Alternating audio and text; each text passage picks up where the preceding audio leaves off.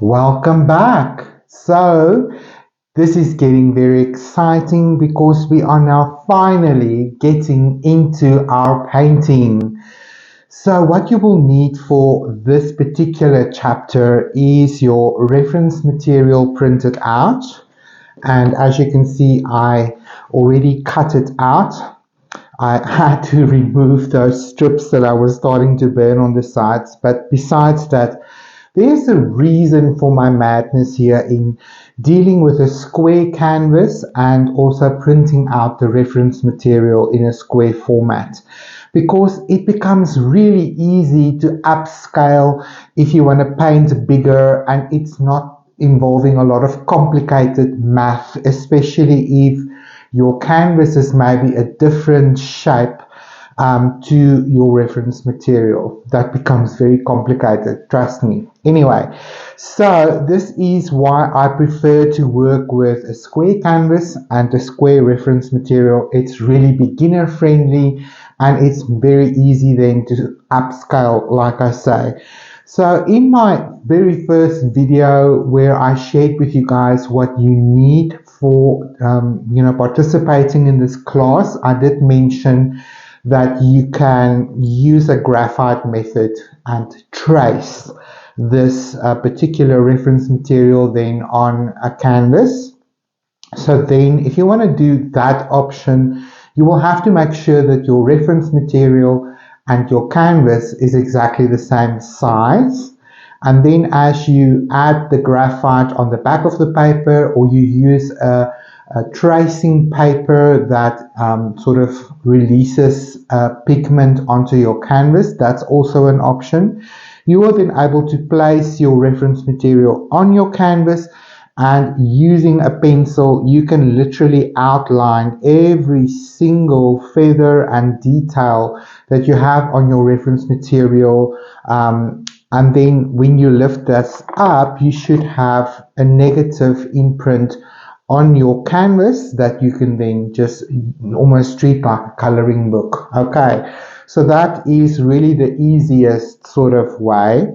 But I want you to try my method as well, because it's not as hard as it seems. Okay, so what you will need to do, and I'm going to show you here with my black and white reference, is you want to basically begin to form a grid on your reference material, and then we will transform that grid onto the canvas. So the easiest way for me is just to fold my reference material. Now keep in mind you've got a white strip on, well, I've got a white strip on the side. But what you sort of need to look out for is that your actual painting is aligning with itself. So if I can just show you here, I'm just making sure that when I fold my paper, that the image itself is totally aligned with itself on the edge here. I hope that makes sense. And then go ahead and fold your reference material in half. That's going to give me my middle line. Okay, now go ahead and do it one more time.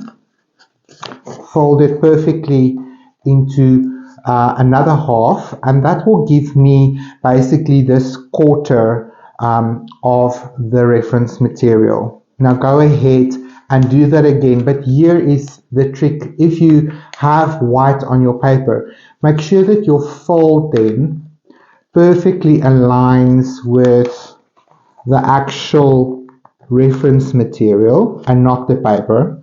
So don't get confused there. If that white is going to confuse you, like mine, I cut it off. Then it's out of the way, then it won't confuse you. Okay, so when you fold it that in half, you can fold it in another half again. Trying to do this neatly. Just make sure your corners are lined up perfectly. And give that a good squeeze. And now when you unfold this whole origami cloth, you will have perfect squares on your reference material that should look like this. Okay, I then basically just used my ruler and I used a white jelly roll and I drew these grid lines on my reference material for myself. And I've then also added 1, 2, 3, 4 at the top and 1, 2, 3, 4 on the side. Now you've got a grid where you can compare from two different angles where the two meet, and this will help you to sort of find your way on your canvas. Now, whatever size canvas you decided to use, I basically am doing the same. This particular canvas is 30 centimeters by 30 centimeters. Now I'm lying to you. No, I'm not. I'm telling the truth. My brain and remembering numbers, please forgive me, it's not my strong point. So this is why I'm trying to keep this as simple as possible. Okay, so confirming it is 30 centimeters by 30 centimeters. So basically what I did was I found the halfway point and I found the halfway point again, and I do this on both sides. So that gives me basically 4 equal squares in each direction. You still with me? So now you can begin to see that even though the squares aren't the same size, I mean my reference material is half the size compared to my actual canvas, it does however give me the correct place on my canvas where I will begin to grid things. So 1, 2, 3, 4. You don't have to write the numbers on there. I'm just for illustration purposes. 1, 2, 3, 4. So now basically you can see that the reference material and the actual canvas has got a similar layout. So this will give me the ability to plot all of the important stuff on my reference material and to transfer that to my canvas.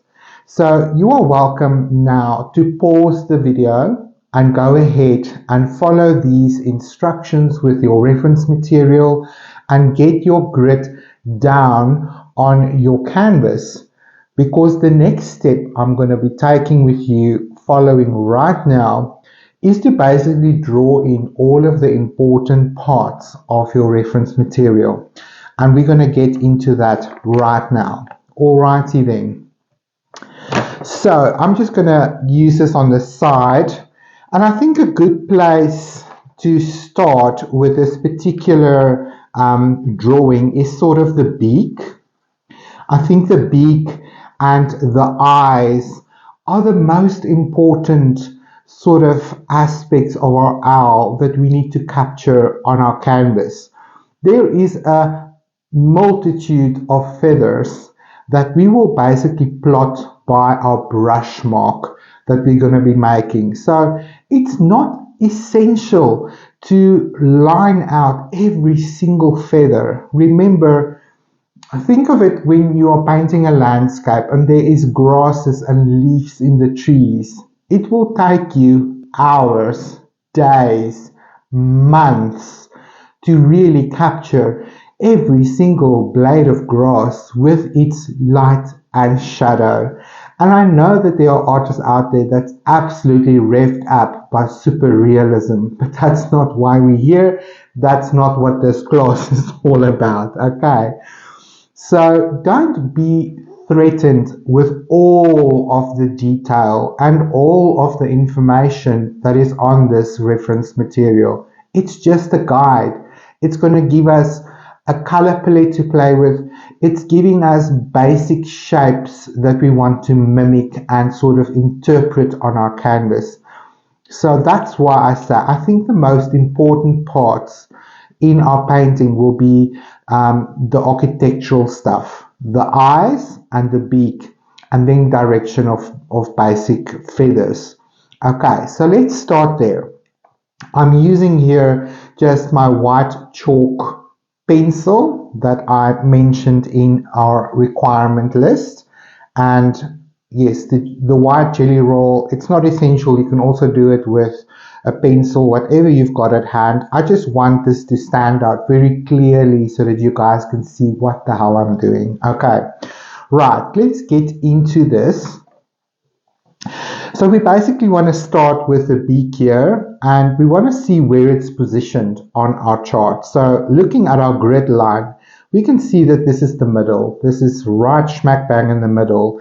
And in this particular block, so you can find it by just following down and saying, okay, this is row 2 and line 3, row 2, line 3. Okay, so that's roughly about here.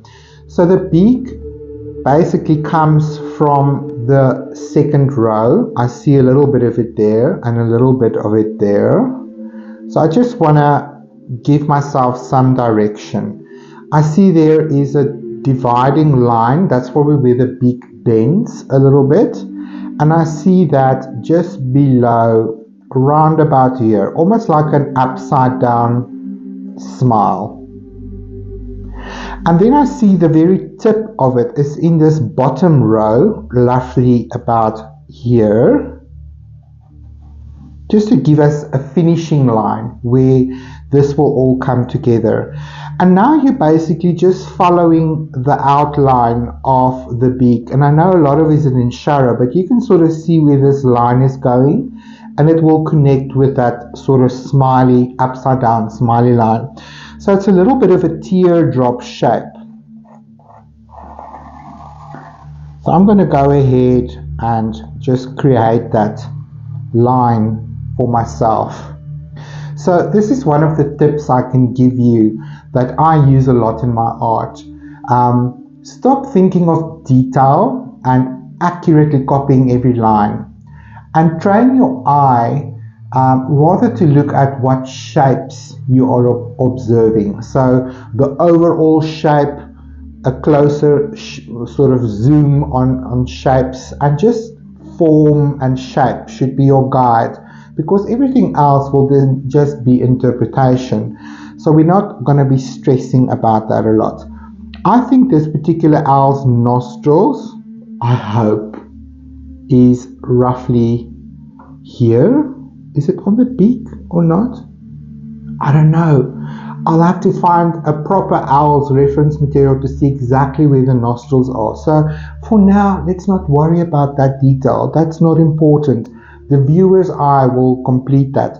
But there are some interesting sort of marks over here that sort of became part of my whole design process. I wanted some line and some texture. I think the most important part here is just to note that we have another area up here that's part of the beak, and we have some lines that communicate a little bit of that sort of structure, and I think that's the most important part that we should capture. Okay, let's move to one of the eyes. Okay, I'm going to start here with the eye on the right, and I'm just now observing exactly where it's positioned, because it would be easy just to throw it in there. But it's interesting that the eye is basically going over almost 4 quadrants of our painting, which is situated over here. So let's start with the iris and work our way out. The iris is completely in this final block. There's a little bit of it over here, so it's almost the top there. So I'm just going to roughly give myself a nice circular shape, and it doesn't have to be absolutely perfect. Remember, we're just plotting where what is on our painting. So that's the iris. Then we have 1, 2 sort of major lines in our, what shall we call this? It's not the iris, that's the iris, hey? This is the, I don't know, I'm not sure now. That's the pupil, this is the iris. Okay, thanks Al for wisdom. Okay, but now there's some angles to this, so it doesn't go all the way around. It's a little bit, what shall we call it? There's a part of the eyelid that's covering part of the eye and some of the feathers. So if you had to follow this all the way through, you can see that some of the information is covered up. If I have to take the outline all the way around, you can see that it's going into this quadrant, but you don't see it. So it's hidden behind feathers and shadow information. So don't stress about that. I'm going to now take this middle line, and it's basically starting at the top of that line, and it's very parallel to the iris, and it basically disappears round about here. So there's definitely an angle of the feathers that's gonna influence that. And then we have the outer edge, which is roughly about here.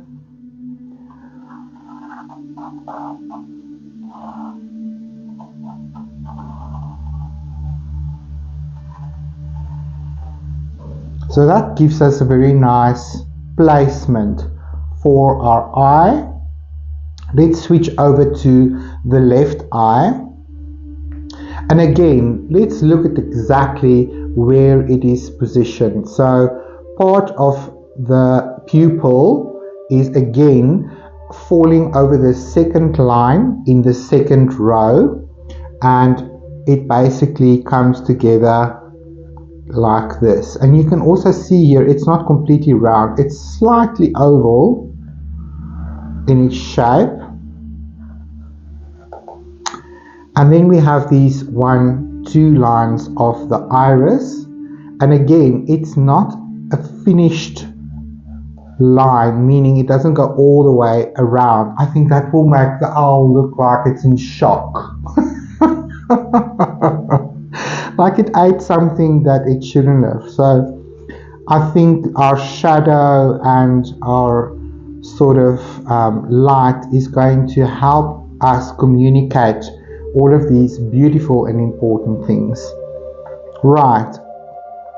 So I'm just looking at my placement. I almost think that this line can go a little bit closer to the iris.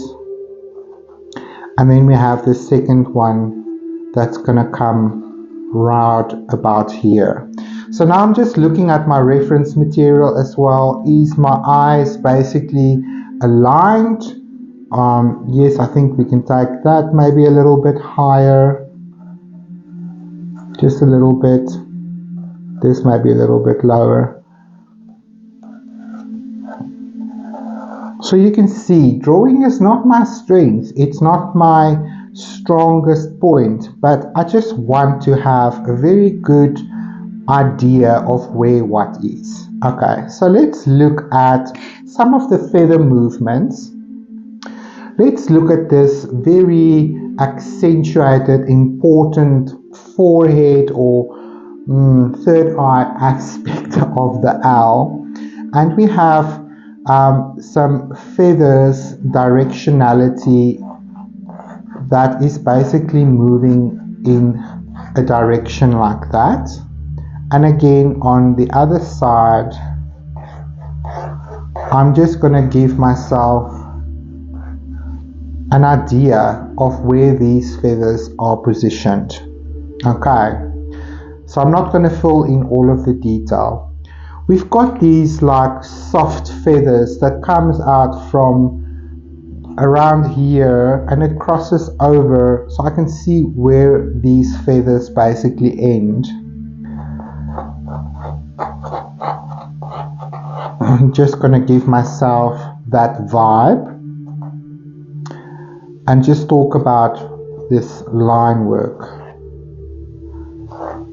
That can go much higher. So I'm seeing that it's near this corner of row 3 and column 2. So it's a little bit higher. And then it basically feathers out around the face in this area. I see that one is also higher, so a little bit higher here for me. Okay. Now let's talk about the direction of these feathers. It starts beneath the beak and it goes up and up over into this corner, and it finishes roughly round about here. So it just gives us a placement for that. And again, with the ones on the left, we can see it going up over this corner and finishes at the end over here, basically like that. And the rest is really just particular feathers that we'll be painting in with our white titanium paint. But already we have a very good idea of where what will be on our canvas.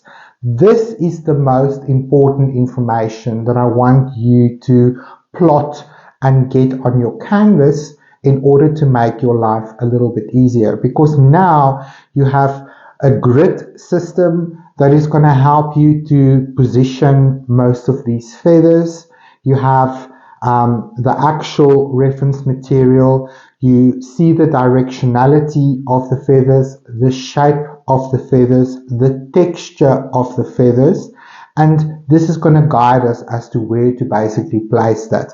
And again, this is going to make life very easy because we don't have to stress from the very beginning about the value, the actual hue. Is it a highlight? Is it a low light? Is it bright? Is it dim?